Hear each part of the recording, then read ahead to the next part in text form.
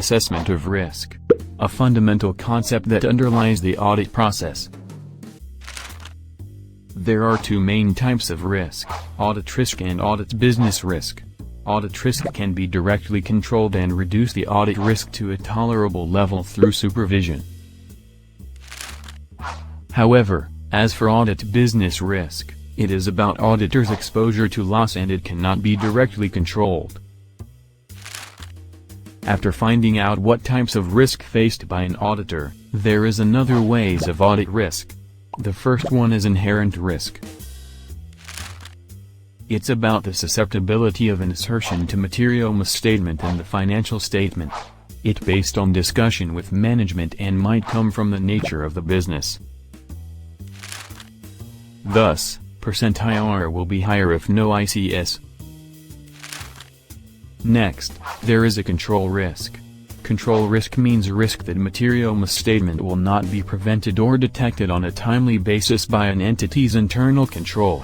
Limitation of any system of internal control or e.g., human error, carelessness and faulty judgment.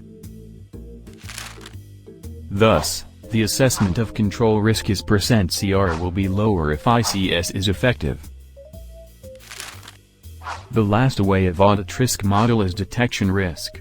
It's about the risk that substantive audit procedures performed will not detect a material misstatement that exists in an account balances and also the only risk controlled by an auditor.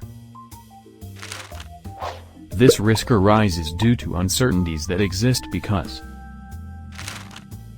an auditor might select an inappropriate auditing procedure or misapply appropriate procedure. As for the assessment of detection risk is based on nature, extent and timing. E.g., %Doctor will be higher if auditors are not competent and the due care.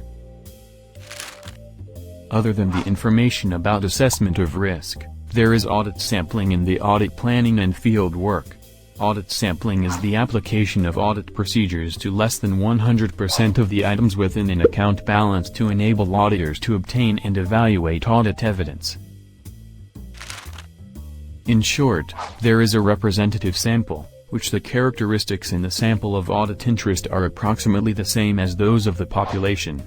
Two things cause a sample to be non-representative, which are: firstly, non-sampling risk. It is a risk that the audit tests do not uncover.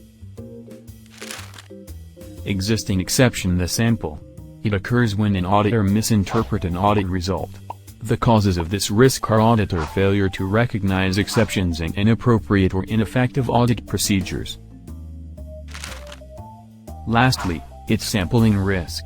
Sampling risk is the risk that an auditor reaches an incorrect conclusion because the sample is not representative of the population. For e.g., adjusting the sample size.